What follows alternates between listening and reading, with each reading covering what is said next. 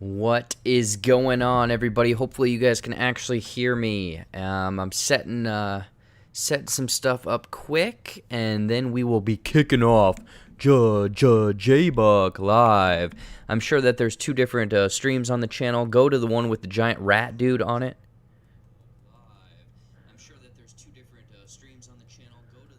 Yeah, go to the one with the Weasel Man on the screen.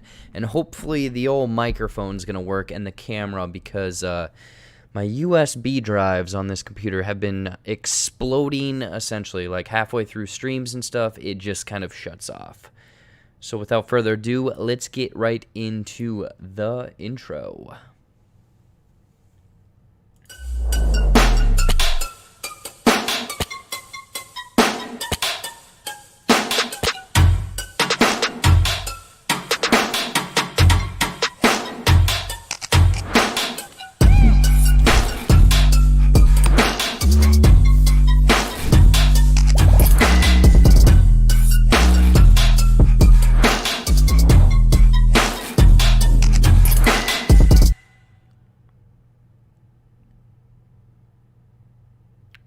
What is going on, everybody? Welcome back to JBuck Studios, your home for, all that. Not JBuck Studios, JBuck Live. I don't even know what I'm saying, man.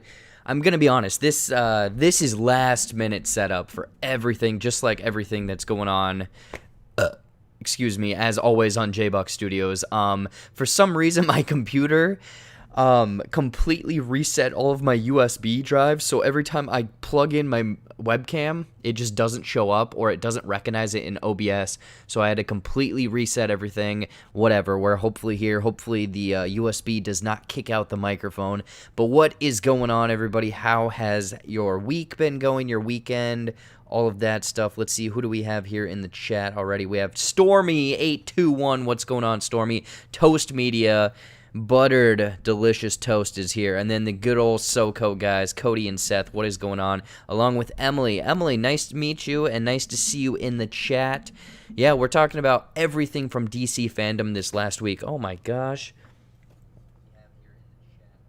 But no, before we get into all of that and the rundown, literally it's the exact same rundown as last week, except we actually know what we're talking about this week, because, last week was all kind of speculation of what they were going to announce with all of the, special announcements and the trailer drops and everything like that. So we have a lot of stuff to talk about, and I didn't do any trailer reactions this last week, so you guys will get my first thoughts on some of these trailers and some more kind of theories and whatnot. But before we get into all of that show, kind of what I have been up to is this last weekend, good buddy in the chat, Seth, came to visit because he didn't have any power, so we just basically ate a bunch of junk food and played a lot of video games. So it's been a lot of, it was a relaxing but very quick weekend of, like I said, just playing a lot of video games. Like we played that Fall Guys game that I've been streaming on Twitch over there, which, plug. If you haven't followed me on Twitch, jump over to JBuck Studios. But yeah, we've been playing a lot of Fall Guys, getting those crowns, boom, boom, boom, boom. So much fun with that. But also the Boys Season 2. I know some of you guys in the chat are very much excited for the Boys Season 2, very much a fan of Season 1. I was lucky enough to get an early screener of that, and it is amazing. Again, I can't talk about too much more about it, because, embargoes and whatnot. But if you want to know kind of the hype around Boys Season 2, jump over to JBuck Studios. There's a non-spoiler or spoiler-free review over there, and then I'm sure I might do episode reviews. We'll see if it gets closer, but that's kind of what's been going on. I'm trying to think. I've been honestly running around doing so many reviews lately, a lot of emailing, a lot of office work, essentially, and also another fun, kind of a fun inside JBuck Studios behind-the-scenes thing. The quality of the camera and everything that's going on right now, there hopefully, fingers crossed, going to be an update to this quality next week. It's going to look a lot more professional. Also, I'll have a haircut by then, because I know some people are giving me shit about my haircut and whatnot. But yeah, it should be good. streaming you from that brand new PC rig. Yeah. Death Star's maiden voyage. Yeah, Cody in the chat, fun thing, behind the scenes of the Soko show, he got a brand new PC built up, so that thing's probably chugging along, the steam powered and everything like that. I'm trying to think what else I've kind of been up to this week compared to last week. Obviously, announcements at the end of the show, so stick around for some fun announcements and cool things for that. But I don't think anything else is really newsworthy, anything that's really big news. There's probably an echo right there. But you know what? Let's just get right into the show, the quickies portion. I'm going to take a drink because I've been running around doing stuff all day. All right. Let's get into the first part of JBuck Live. It's called the Quickies portion. You guys know what it is. If you don't, you're going to have a fun surprise here.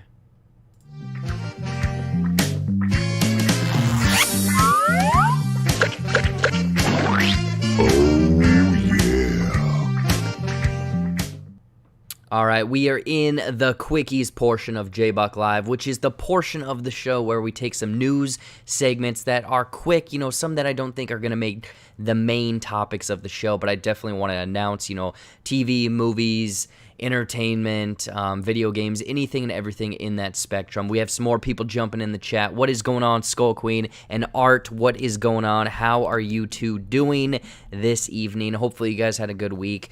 But into the quickies portion of the show, we had some good stuff. We had it looks like, Nintendo Switch came out in 2017. Everyone loves it. Great portable console and everything like that. They have the Marios, they have the Mario Karts and everything. Word on the street is that there is a new Nintendo Switch in development right now. They're coining it, or it's rumored to be the Nintendo Switch Pro, because apparently that's the naming logic that they want to move forward with. The PlayStation Pro, I don't know, something else Pro. Nintendo Switch, apparently there's a new one coming on the way. People are speculating that it might hit early 2021. Who really knows? Maybe new colors. They're claiming that it might have more processing power, improved visuals, and apparently more interactive. And interactive was quoted, so maybe there's going to be more Switch motion control type games and whatnot. Who really knows? I know that they did that Nintendo Labo stuff with the cardboard. I don't know how well that went over with fans and whatnot, so who really knows about that? But yeah, a brand new Switch coming to you 2021. So I'm assuming the older models will be a lot cheaper, a lot more discounted. So keep an eye out if you're looking for a Switch. Live action. Or actually, let's reel this back. Okay, the Powerpuff Girls were a Cartoon Network, took on the 90s into the early 2000s. Personally, my sister watched it quite a bit, so I watched a handful of episodes, and it was weird. It was bonkers, all of that stuff.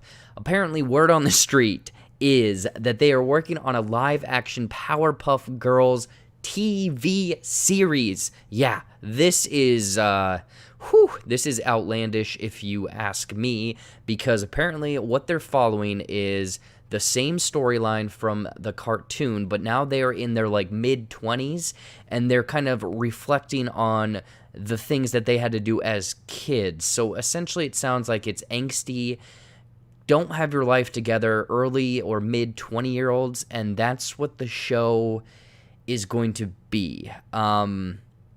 All while this is happening, apparently, they're saying that new threats, new villains, no more of Mojo Jojo. We might get Mojo Jojo Jr. or something in this show. But yeah, it's coming to CW.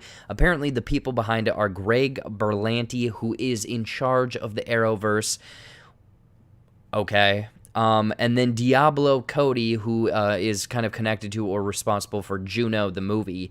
Honestly, I wrote down here that this is just dumb. I don't know whose audience member. I don't know who this is appealing to, because it's landing on CW, so it's going to fall into that vein of CW shows like the Arrowverses and all of that stuff. I don't know. Again, I do not watch all of that, but yeah, new threats for these 20-year-old Powerpuff Girl. Honestly, it sounds like any 20-year-old that is dealing with life right now. They don't have their life together. They're reflecting back on the good old days. They just want these terrible threats of life to go away. Honestly, don't do this. I don't know. Again, I'm curious who's looking forward to this live action Powerpuff Girl movie or show. I don't know. Cody is saying, I like the people involved, but it's a stupid idea to me, and even liked the original cartoon. Yeah, the original cartoon honestly was a little dark at times because you had the Satan guy he was wearing like a Santa outfit, and he had Crab Claw. I don't know. It was really goofy and weird, that's for sure. Moving on, though. If you guys don't have anything more about the Powerpuff Girls. Also, there is no way in hell Mojo does not show up. Yeah, Mojo Jojo is by far, he will be back. And I'm curious to see what the hell a live-action monkey with a giant brain in a capsule is going to look like. I mean, I guess I'm a little, the more and more I talk about it, I'm curious, but I don't think that this show will be for me. Texas Chainsaw Massacre. Apparently there's a new one, or a sequel rather, to the original in the works. And they had two directors, I guess they're brothers, Andy and Ryan Tomehill, that were working on this sequel. And apparently after a week, they left the project or were fired, I'm not entirely sure, because of creative differences. So who knows what's going on over there? But yeah, apparently Legendary, who is behind this Texas Chainsaw Massacre sequel, is saying that they weren't sparked to. Apparently, the first footage that was shown from the very first week of the shoot. Apparently, the dailies they were not impressed with, which seems a little weird. But I guess a cinematographer, David Blue Garcia, who was the cinematographer on this set, on this movie, this sequel, has now stepped in as the director. So it's a little goofy and a little weird, especially after just 1 week. And also, Fede Alvarez is a producer on this sequel, this Texas Chainsaw Massacre sequel, and he is quoted in an interview before the movie even started that he loved their vision. He was saying that it's violent and exciting and it's so depraved, people need to see this. But after a week of shooting, they were essentially let go from the project. So I don't know what the hell is going on with this Texas Chainsaw Massacre reboot. Do you guys want to see a reboot? Do you think that these people behind it are not the right choices? I'm curious what you guys have to say about this. Skull Queen and Toasty are flirting in the chat, and then Emily is saying, sounds very weird and stupid, even though I do like the Arrow writers. Yeah, referring back to that live-action Powerpuff Girl show over on the CW. But yeah, Texas Chainsaw Massacre, I guess they're going back to the original one and doing a sequel rather than, all of the kind of spin-offs or remakes and all of that stuff. Who really knows what's going on there? I kind of just looked at the other two news stories we got, and it's kind of like a horror-filled show for sure. No reboots for sure. Leatherface was intense, is what Art is saying. But moving on with the quickies portion, Haunting on Bly Manor. It is essentially the follow-up of the anthology series of the Haunting on Hill House from Netflix. And we got the first poster and kind of the synopsis of what this new anthology, essentially season 2 of The Haunting of Bly Manor is going to be. It's another brand new, or it's another big mansion from what it looks like. And also, disclaimer, I have not seen the first one. I heard it's very terrifying, but also very well received. So this first trailer, or the first poster rather, of Bly Manor came out. And then they're saying that it's set in the 80s, apparently 1987. Another creepy old dark house with a lot of secrets, a lot of haunting stuff in it, but also the cast looks like a lot of the same people from the first one, but also all of the characters in this are going to have a haunted past as well. Ooh, scary and all of that stuff. So I don't know. I from the people I've talked to, the first season of this Haunting on Hill House was very well received. Bly Manor, there is no release date. I'm assuming that it'll come out probably around Halloween on Netflix. Usually they release a poster and kind of a trailer a little bit before, maybe a month. So we can expect this probably next month, if not the next month. But yeah, very excited for that. Let's see here. I don't get why people are going back to this damn Chainsaw movie every decade, but I guess I'm about these new Halloween movies, so I guess I'm the hypocrite. Yeah, that's kind of funny is there's certain franchises that seem to work. For example, Halloween, and then Halloween Kills sounds like it's going to be it's going to work for the franchise. But Texas Chainsaw Massacre, Nightmare on Elm Street, none of these other ones have entirely hit. But Bly Manor, that's coming out, I'm assuming, in a month and a half. So stay tuned for all of that. And then the last thing rounding out the quickies is, I think I reported last week or 2 weeks ago that Blumhouse was in the works of kind of rebooting or doing a remake of The Thing. The 1951 The Thing, and then John Carpenter did a remake of that one. But now there's kind of almost another added wrinkle, and it's a good wrinkle into this The Thing remake from Blumhouse, is apparently they are bringing on John Carpenter to help out with the movie. I guess they're teaming up, Blumhouse and John Carpenter. He's going to lend, obviously some of his musical talents, but also I guess he's going to be heavily involved in creating this remake. And with the stuff that Blumhouse has been doing lately, I have a lot of faith in this. I mean, this is what has kind of got me more intrigued about this, because The Thing, the John Carpenter one, I very much adore. I like that movie. But then bringing him on board with Blumhouse and giving it an almost updated take, which if they went the way of The Invisible Man, but, kind of kept it a little bit toned down and get, practical effects and stuff, I'm on board for that. I think that would be really, really cool. Let's see what you guys are saying. I'm not important. Haunting on Hill House was pretty freaky. I feel like The Thing is kind of limiting the story, but they're all sort of the same. Yeah, and that's the thing, is I'm curious on what kind of creative decisions they would bring into this reboot, because I heard that the 2010 one, I think it was 2010, that remake / reboot was pretty good, but no one saw it, and I think it heavily relied on CGI rather than, kind of making it scary of the practical and everything like that. So I'm curious if they could find a unique way of telling this story, rather than just treading that exact same thing, kind of like what Art is saying in the chat. But no, that's the quickies for this week. We have John Carpenter and The Thing on Blumhouse, Haunting of Bly Manor, Texas Chainsaw Massacre, apparently getting new people involved, a live-action Powerpuff Girls, and the new Nintendo Switch is on its way. Which one jumped out at you? Let me know. If not, we will get out of this section right after I drink some more water.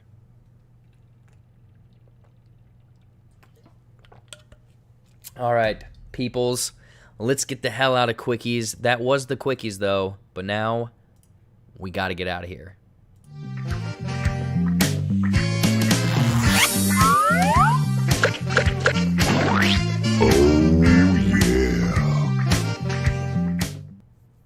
All right, peoples. So that was the quickies portion of JBuck Live, the part of the show that we pick news items and kind of quickly go over them, not stuff that is going to make the main topics of the show. Anyways, though, moving on, we're going to get to the next section of the show, one that's a lot of people's favorites, and we have 2 trailers to talk about, so let's do this. See you later, Aunt Mama, Bubba, Jim, Big Jim, Little Jim, Slim Jim, everybody. I'll see you later, Chow Ding.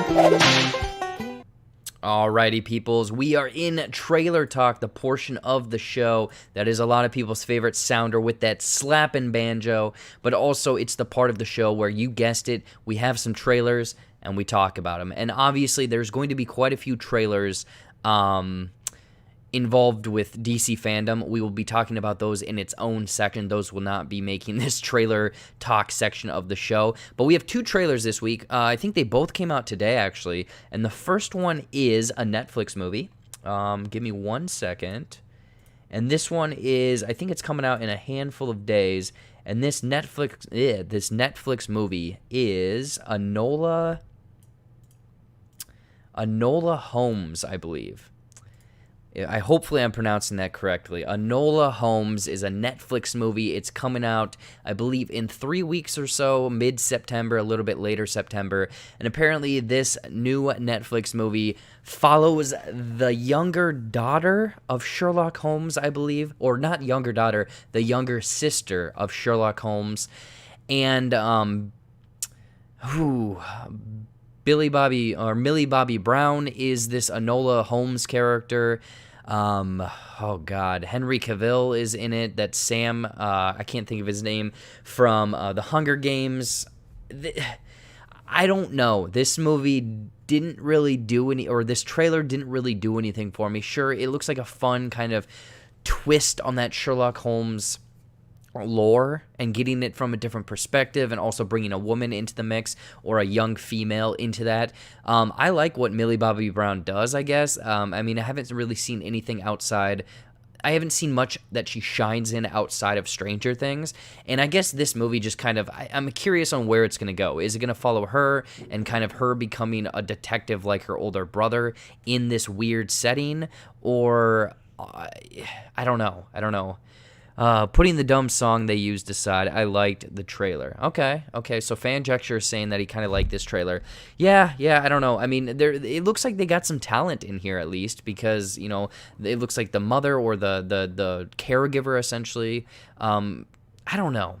Again, I'm almost kind of mush-mouthed and speechless about this one, because I feel like I'll watch it, you know, it's a Netflix movie or whatnot, but I don't know if this is kind of catering towards a younger crowd of people or going into that, you know, kind of young adult kind of audience or whatever. Some people are saying she looks mad.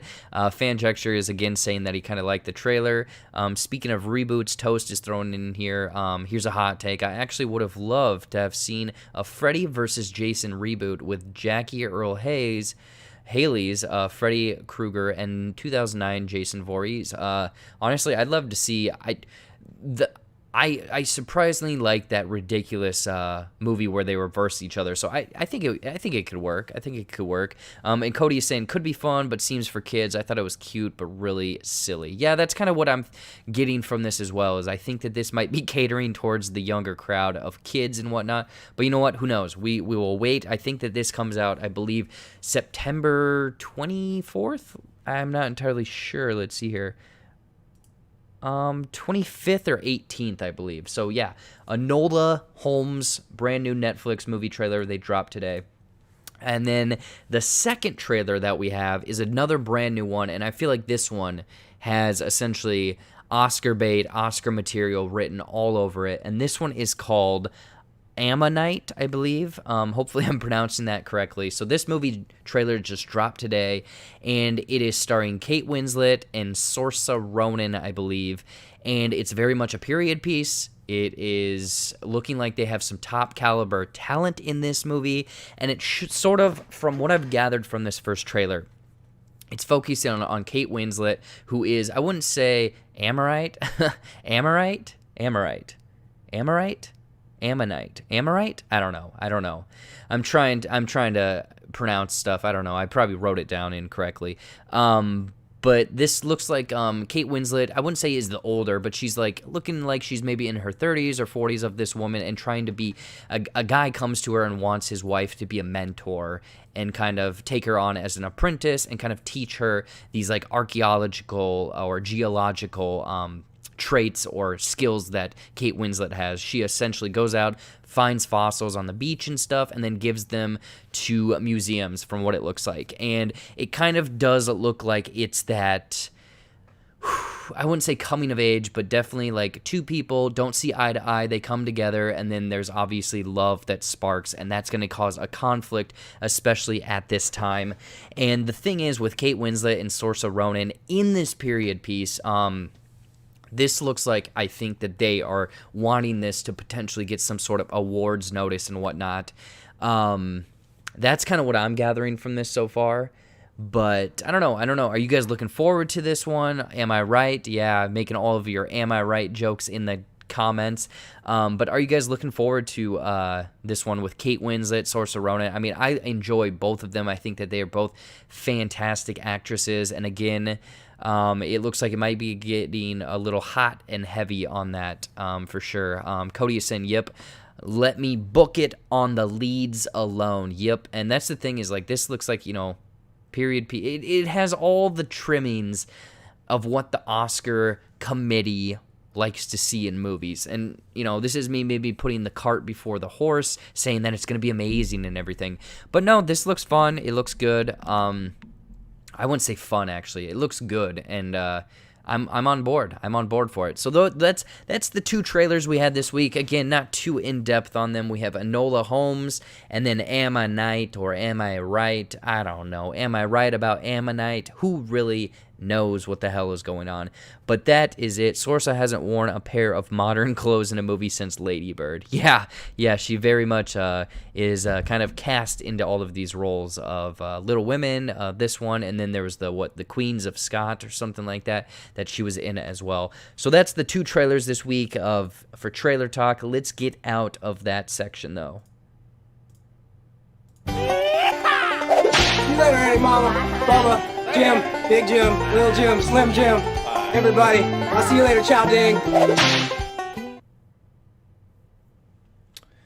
All right, people. So that was the quickies. That was the trailer talk, the part of the show where we talk about, you guessed it, movie trailers. Those are the 2 brand new ones that came out this last week, aside from DC Fandome stuff, which we're going to get into right now. We have Bill in here saying apparently he wants a Little Men. He wants a Little Men remake of that. There's that Little Man movie from the Wayans brothers, so check that one out if you're really interested in that. But let's just get into it. We're going to be talking about everything that happened at DC Fandome this last weekend. And I know a lot of people have already kind of covered this. A lot of people have already seen the trailers, the information, everything like that.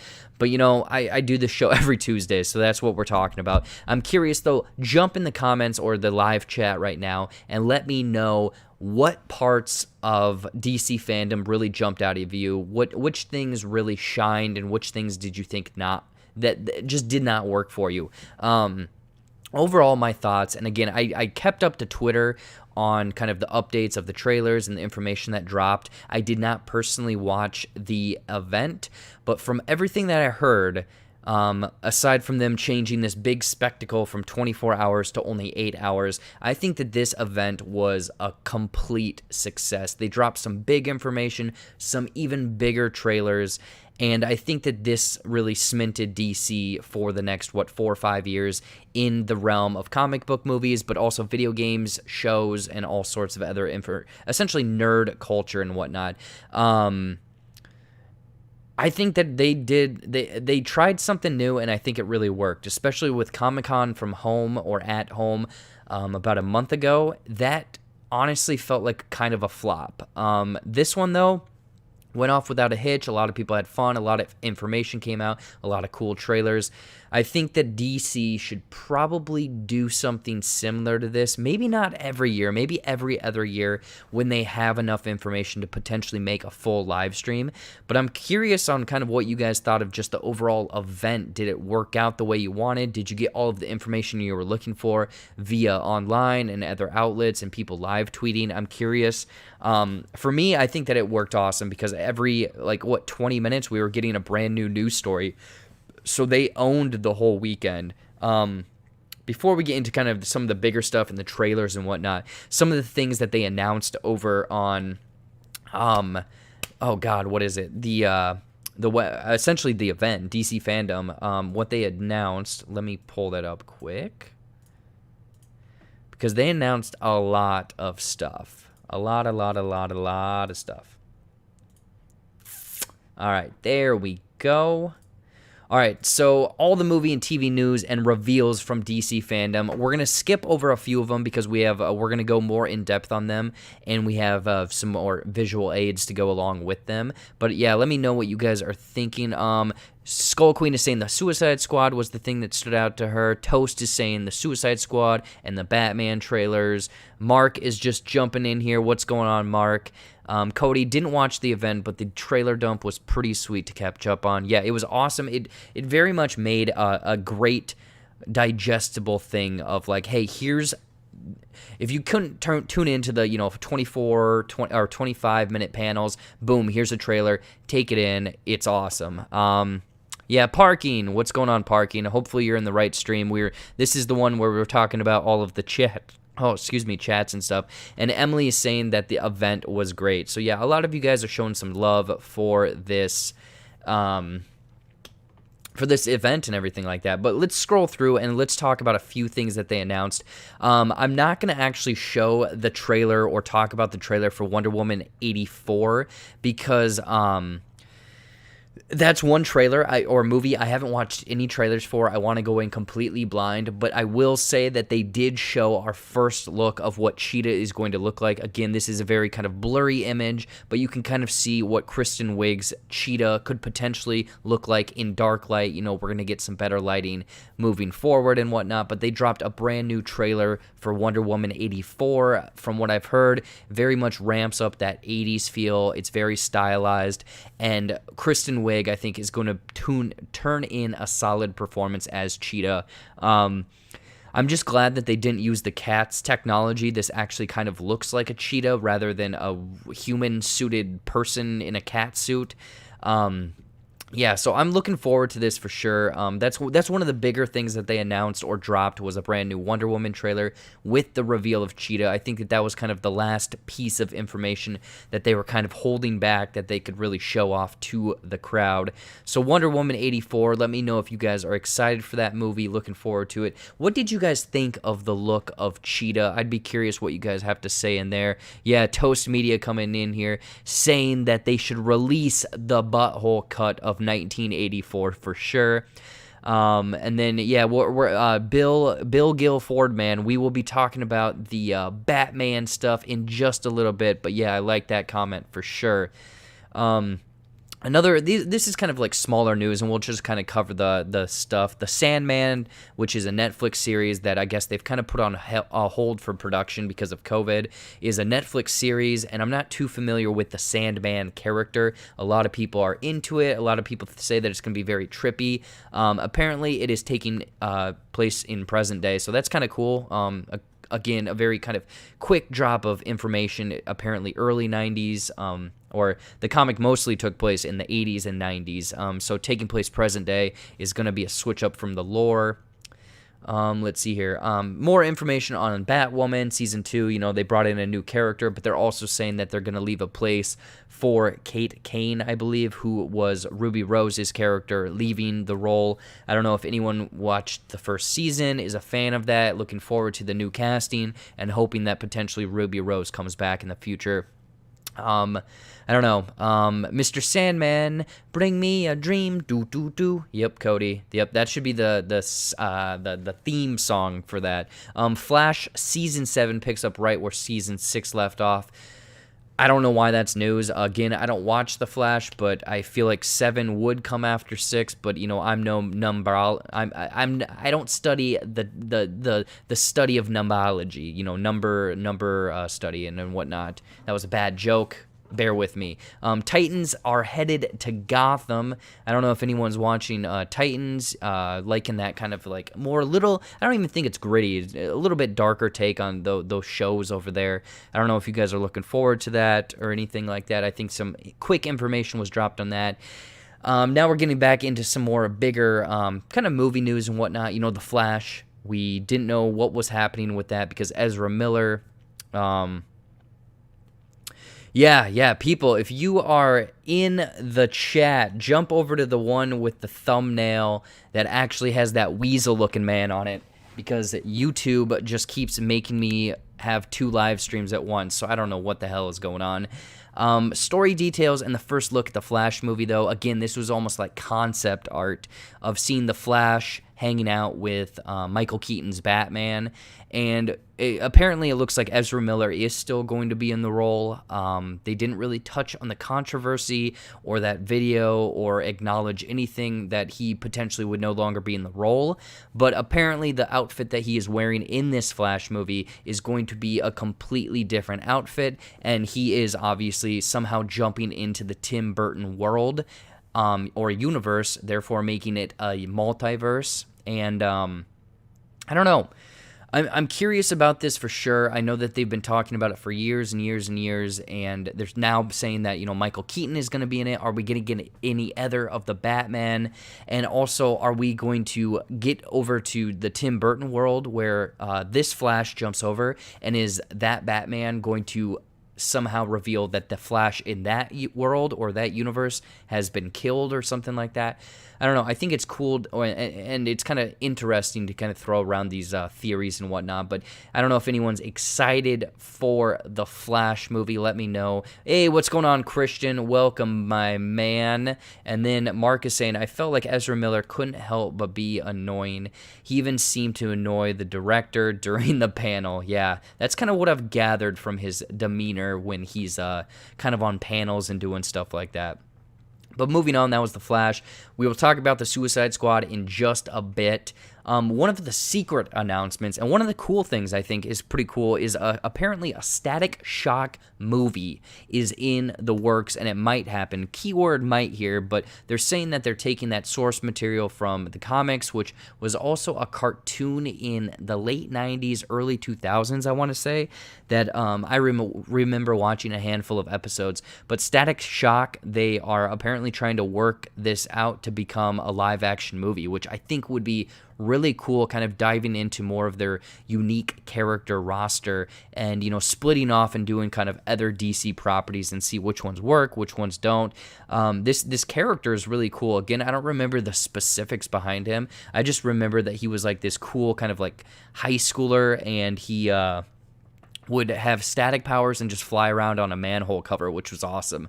I don't know if you guys are excited for Static Shock. I don't know if anything like that jumps out at you. Let's see what you guys are saying. If Batman is R-rated, what are your thoughts? And then Zeke is saying, could you dress up as Weasel for Halloween? Honestly, if I could be that freaking weird Weasel man, believe me, I would. And Reaction Life 21, if Batman is R-rated, what are your thoughts? I don't personally think it will be R-rated because that will very much limit the audience that they can get for that movie and the box office. But then again, the Joker proved us all wrong. That was heavily rated R. It caused quite a controversy, and that made a butt ton of money. So if the Batman was R-rated, I could see that honestly working out because of what the Joker did. But I really do think that it'll probably be PG-13 because The Dark Knight was PG-13, and think about all of the stuff that they kind of, I wouldn't say got away with, but a lot of kind of hardcore stuff that they put into that. But it definitely looks like a completely different movie. I know that some people are saying, oh, it's just color correction and different shading and whatnot. But I mean, visually, it looks completely different. We're getting a brand new villain. I know some people were making fun of what Darkseid looks like. I guess you just have to still think that this is not a finished movie. They still have about a year to, you know, render it, throw on visual effects, and try to fine-tune this movie. But I think that the trailer with Hallelujah, it didn't get me hyped, but it made me kind of get chills a little bit because it's kind of this guy finally getting his vision, finally being able to actually make the movie that he really wanted to and stuff like that. So that's pretty cool from the way it looks, but also the information that it's going to be essentially be 4 hours. It's going to be cut up into 4 different essentially episodes, releasing on HBO Max. I think that that's really kind of cool as well. I mean, hopefully the episodes are very much kind of, they flow, because I don't want an episode to just cut in the middle of like action or in the middle of what a movie is, because a movie is supposed to flow. If it's broken into episodes, is it going to be, you know, structured like a TV with episodes and stuff? Who really knows about that? Let's see here. Static Shock sounds fun and isn't familiar. I like that, and it's sort of original too. Yeah, that's what Cody's saying. A lot of you guys are saying very excited for Static. I'd love to see William Dafoe take on the Joker in Pattinson's Batman. Yeah, that'd be an interesting take. If Batman is rated R, it will be much better movie. And will make $1 billion. If PG-13, they will be $1.4 billion, but not as good compared to R-rated. Well, yeah, a reaction. That's a interesting take. I don't know if violence and stuff like that is actually gonna. I guess what I'm saying is, if they can make it to the source material, to the vision that they want, and it happens to be R-rated, perfect. I don't want them to completely make it R-rated just to make it R-rated. I don't want them to make it PG-13 just to make it PG-13. Make a movie, see what the rating is, and go from there. But Justice League Snyder Cut, you know, brand new trailer. I don't know if people are looking forward to that. We got another teaser for Black Adam. or an actual teaser, which isn't. I don't know why people are saying that this was a teaser. Honestly, it was just The Rock on a green screen, and then they showed an image of him, essentially concept art of him as Black Adam. But apparently that movie is finally coming, building out that Shazam universe. They also kind of touched on Shazam 2, Fury of the Gods information, where they're getting Sinbad as like the villain or somehow involved in the movie. Who really knows? I don't know. I think that this stuff didn't hit as hard. I don't think that it hit as hard with the Black Adam and the Shazam. I mean, I feel like these properties don't land with me. I know some people out there are big fans of these properties and very much are looking forward to them. I just think that this teaser trailer really didn't do much of anything, but it does say that it will potentially touch on or show the formation of the Justice... Oh, God, what is it? The Justice Society or the JSA? God, I can't think of what that stands for. I had it in my notes, and I don't have it. Anyways, yeah. Hawkman, yeah. So they were showing a bunch of Justice Society of America. There we go. Members, and they were showing Hawkman, Dr. Fate, who is going to be very much present in that, along with a handful of other people. So could we get essentially a Black Adam movie that leads into a team-up movie at the end, and then we get a movie leading out after that? Who really knows? I don't know. I'm curious about that. But yeah, they're saying that it takes place after his character was imprisoned for 5,000 years. I don't know. I don't think that 2021 will land or whatnot, but who knows. Like I said, also Aquaman 2 and Shazam 2 information, and then that is kind of it. Before we jump into the big stuff, that's kind of the quick rundowns of DC's fandom. Again, there was a lot of information this last weekend, but then there was, I think, 4 different trailers and actual properties I really want to kind of dive into, so we will get right over to that information. The first up, let's start with the video games. Let's start with, there's 2 different video games that they announced at DC Fandome, and the first of which is Gotham Knights, and I was looking forward to both of these. Thank you, Dan. Justice Society of America. Thank you, my man. But these 2 video games that they released, the first of which is the Gotham Knights game, and this is essentially following or going after the events of the last Arkham game. And no spoilers, but certain things happen, and essentially this game looks like it's going to be really fun because you're going to be able to play as 4 different characters: Batgirl, I believe, Red Hood, Nightwing, and Robin, and they each have their own unique coloring and style, and I like just the kind of dreary feeling, but also the way that the combat worked, and also the combat that it looks like each of the characters is going to have a unique kind of fighting style. Especially with weapons, the way they move, the way they traverse, the weapons, like I just said. I think I've said weapons already. But I'm curious if it's going to be an interweaving kind of story where you're going to play as Robin, then all of a sudden the next mission you're going to play as Batgirl, and vice versa. Or it's going to be a thing where this game is kind of almost replayability, where you play it through all the way with one character. You can play you can switch out characters essentially. So you could play a whole playthrough as Nightwing, or you could play half as Nightwing, half as Batgirl. I don't know. I'm curious for sure about that. I'm looking forward to it. I'm looking forward to this Gotham Knights. It's very dark, like I said, or that dreary look. The combat looks fun, and also it looks like they're very much getting into I forgot the weapons. Yeah, I forgot the weapons. Thank you, Skull Queen. But it does look like they're diving into the villains are going to be the Court of Owls and everything like that. So it definitely looks like it's going to be building out this world even more, giving you a lot of information and a lot of opportunity to do some fun things. So I don't know. I'm really excited for that. Reaction is asking, which character are you most excited to play as? Honestly, I think I want to play as Batgirl. I think that she looks like she might be the most fun to play with. Otherwise, the Red Hood, who I'm not too familiar with, but he does look like he'll be the more kind of brooding force in this one, kind of the play style of run in and be a tank and kind of give out power hits and stuff. Robin looks more of kind of like stealthy and kind of acrobatic-y and whatnot. Looking forward to it. I mean, hell, there's an image right there of just Mr. Freeze, and I don't know, looks cool, and I love the kind of neon coloring and the style that they're going for this one. Reaction, you're excited to play as Nightwing, and then Cody says, this looks fun, I like the setup and the tone and variety of the character group will provide.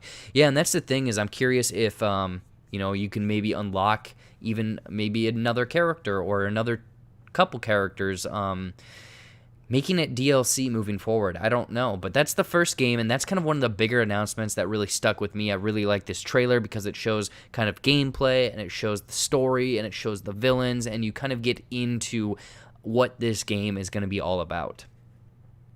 The next video game, though, is one that I was looking forward to this one as well. This one the game I was actually looking forward to more than Gotham Knights, but I think Gotham Knights actually, my excitement for that one is a little bit higher. But this next one is Suicide Squad kills the Justice League, and this one is coming from Rocksteady, the same people that did the Arkham games, and they're saying that this is after the events of the last Arkham game and in that world, but kind of in a different universe or something. It was very weird how they're kind of putting these two games in perspective for people, but this game is looking like you're playing as 4 different Suicide Squad members, King Shark, Deadshot, Harley Quinn, and Captain Boomerang, and you are going against essentially the Justice League. And from what it looks like, Brainiac has taken over or possessed essentially a bunch of people, including the Justice League, and you as those villains are going to have to take them all down.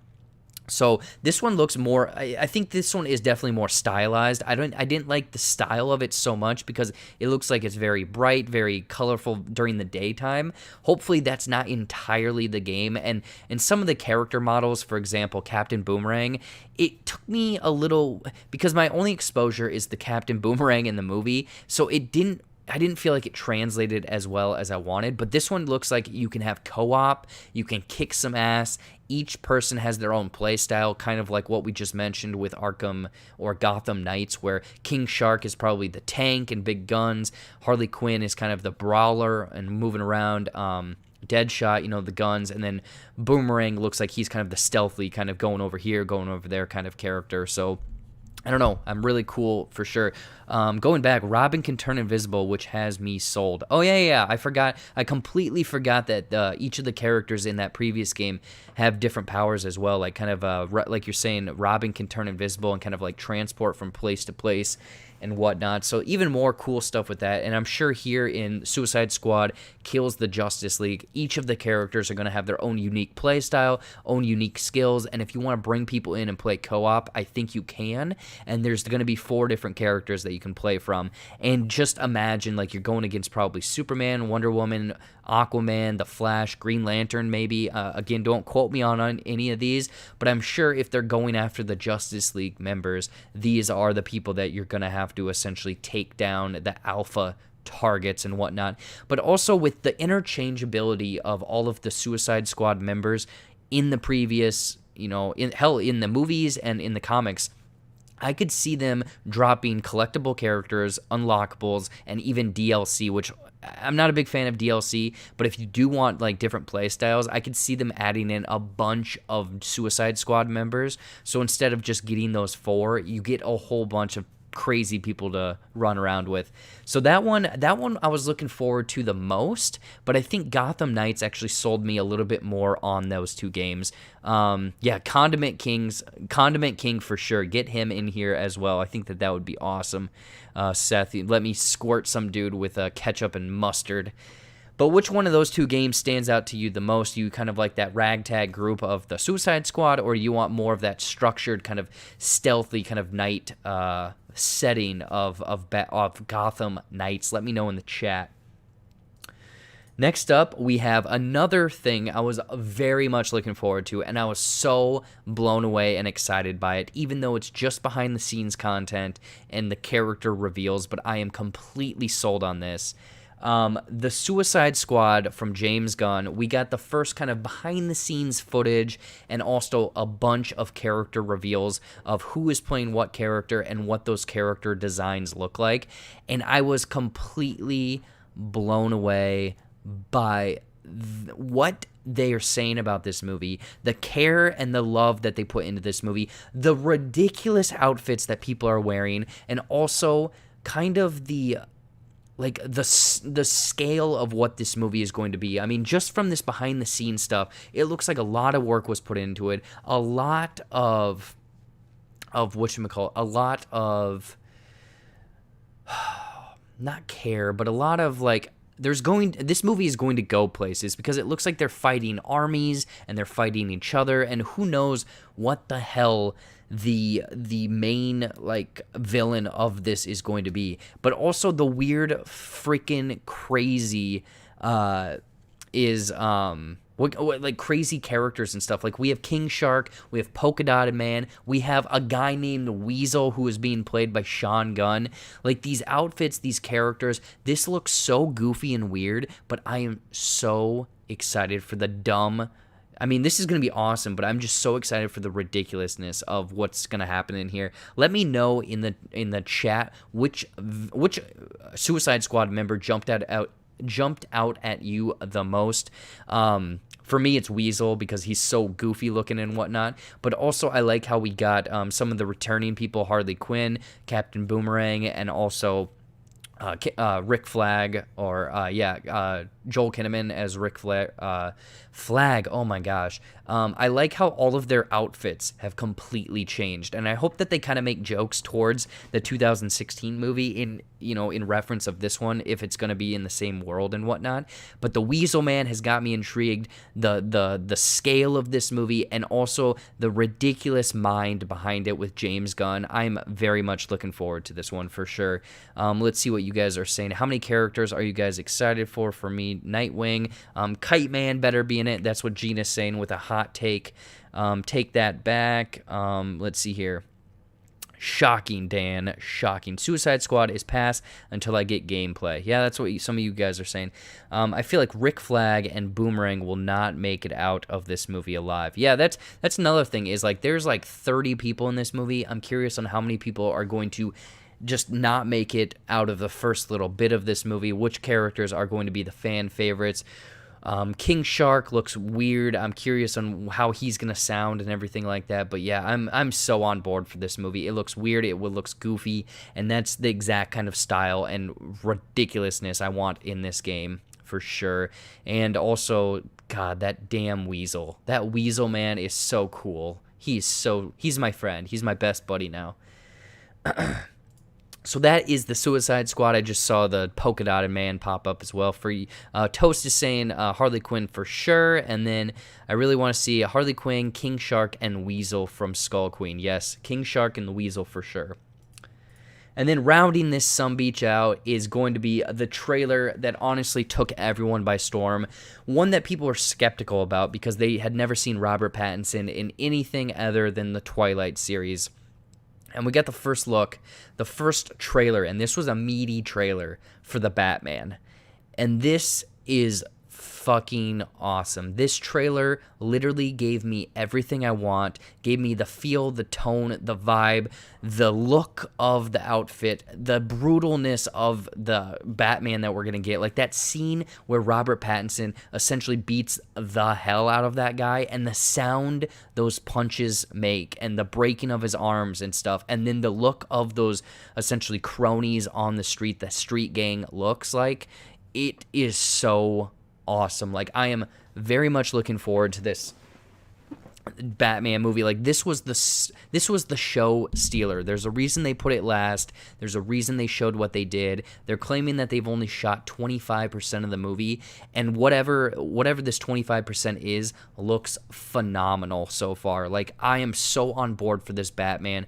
The look of the suit, the look of the Batmobile, the look of having the black makeup, and he looks just very tormented soul type character. Robert Pattinson, I think, is hopefully going to turn in a solid performance here. Maybe, I'm not going to say it now, but could be one of the best Batman we've gotten. And I just like the feel of how it feels like it's a down and dirty, kind of gritted, grounded detective story with, superhero elements. We also got looks of the Riddler, which the outfit looks very much like just a trench coat with goggles, which seems very realistic rather than like that goofy bodysuit that Jim Carrey was wearing. We also get looks at, oh God, what's her name? Kravitz, Zoe Kravitz, there we go, as Catwoman, and she looks like she's gonna be throwing a wrinkle into this as well. And then the one that absolutely is crazy is Colin Farrell, his makeup as the Penguin. Like, it was debated for a couple days before the special effects came out. The makeup team and whatnot said that was in fact Colin Farrell as the Penguin. Man, this movie, I think that this one jumped up to my most anticipated movie of next year. Wow. I'm just looking forward to this. Hopefully, fingers crossed, we can get through all the crazy shit that's going on in the U.S. right now. Get this movie next year, because this is going to be a gem. This is going to be a fantastic movie. I'm curious what you guys are saying here in the chat. This was a home run. I just hope that it holds up. Apparently, this was made from 25% of footage. Yep. Mark is saying, I don't think so. They wouldn't have the guy. Oh, he's talking about King Shark for the voice. The movie trailer gave me chills. And then Cody's saying, have you ever seen the internet turn around faster than when they saw and they got excited for Pattinson? Yeah, I think the Pattinson situation is exactly what happened with Heath Ledger, where everyone was making a stink about it, and that was a little bit before internet and Twitter was like a main thing, but everyone is loving this trailer. I don't think I found anyone that doesn't like this, and it very much, some people are saying it kind of has like Seven Feet vibes, it has Prisoner vibes. It definitely feels like that detective story, and leading this man on this almost kind of run all night story of running to this place, getting a clue, and vice versa, with all of these creepy written letters. Like, I am so on board for this movie. Dan is saying black makeup matters. Very excited for the Batman. It's going to make history. Mark my words. Coming from Toast. You guys heard it here from Toast. Should have brought back Danny DeVito as the Penguin, and I'm cautiously optimistic about the movie. Definitely enters my top 8 movies I have to see in 2021. Reaction Life 21. I'm curious what other movies are on your top 8 of 2021, because this one I think is number 1 for me right now. Very excited for it. And Pattinson, oh God, I'm so excited to see even more of this movie, let alone see this movie in a movie theater. So that's kind of going to conclude our whole breakdown, my thoughts essentially of DC Fandome. I think DC Fandome was a fantastic event. They did a great job of really dropping the information that we really wanted. I know that they said that, you can only watch it on the panels. They're not going to hold these trailers back. And seeing all of these trailers was great. Some of the information, like I said, the Black Adam and whatnot, didn't really appeal to me as much as these trailers, because this stuff is amazing, and I really want to see the first trailer for Suicide Squad, because I can see what the characters look like. I can see the behind the scenes. Now I want a polished footage of like 2 minutes to go off of on that. But do you guys, let me know in the chat before we wrap this up, do you guys think that DC had a big win for this? They have a great few years coming ahead of them with movies and whatnot, or do you think that they should really move away from what fandom tried to do and go back to the Comic-Con route? Personally, I think that this event was awesome. I think it worked very well for them, and I think that they should do something similar to this if they have the information to give out to people, at least every year, if not every other year, kind of like a D23 situation, because I think that is every other year. But that is going to wrap up this week. Oh, geez. I guess we're going back into trailer talk. Jim, Big Jim, Little Jim, Slim Jim. I guess we're going back into trailer talk there. That is what I'm going to say is, that is DC Fandome. Very excited for everything that was shown, all of that stuff. It looks like Toast is saying DC won 2020. Cody is saying, yeehaw! Yeah, right there. Technical difficulties. Anyways, though, guys, that's going to be the show. Before we get out of here, just some quick announcements. And Cody and Seth, if you guys are in the chat, you might have to correct some of the stuff I say. But I am able to watch and review Bill and Ted 3. There will be an early review on the channel, so stay tuned for that. I think my review can come out Thursday, so Bill and Ted Thursday, check out my review on the channel. Thursday, again, will be The New Mutants. I will finally be able to see that. but also quite a few Netflix reviews for the next week, into the next week. So stay tuned to JBuck Studios for all of that information. Also, the Soko Show, I've been on their podcast for like the last 6 months. I'm on their podcast again this week. I was on it last week. Jump over to any streaming Netflix or any streaming podcast platform and listen to the Soko Show, SOCO. They put out a great show, and again, they've been nice enough to invite me over every single week. But also the live Soko Show that we've been talking about, it was supposed to be last week, but there was issues with power and whatnot with Seth. That show, the live show, is now going to be September 17th, Thursday, 8 o'clock Central Time on JBuck Studios. We wanted to move it out a little bit more to get some of the technical issues down, to make sure we were prepared for that, and also to give enough time to give people notice, essentially. So September 17th, let me know in the chat, Cody or Seth, if that is the day we are shooting for. Thursday, September 17th, for that live Soko show on the channel, which will basically be a normal episode of the show. It'll be live. We'll take your questions. We'll answer the chat, everything like that. Yeah, September 17th. Stay tuned for that for sure. And also, yeah, Toast Media is saying another thing. Yeah, there is another DC Fandome panel on September 12th, which I'm curious on what we will get from that. They're saying not as high-profile stuff, but who knows? We can maybe get some more trailers and stuff for sure about that. But other than that, random Patreon stuff potentially will be coming out this weekend, along with me, obviously, just over on the Twitch channel streaming some video games. So if you haven't yet, jump over to twitch.tv/JBuck Studios and give me a follow. I've been streaming a lot of video games over there, and I'm hopefully going to be doing that a lot more and a lot more frequently and whatnot. So jump over there, hang out and whatnot. I think actually I'm going to be jumping over there after this to play some video games with the Soko guys, my two buddies, Seth and Cody. So if you want to watch even more of us and hear me even more, jump over to Twitch. I'll be over there in about 20 minutes. But guys and gals, as always, thank you so much for tuning in. Dan, especially you, sir. I think I'm going to stay clear of being Bill and Ted 3 reviews, and I want to go in with no expectations. Yeah, no, Dan, absolutely, man. Stay away from any and all reviews because I know that you cherish this franchise. So try to mute all those words and whatnot.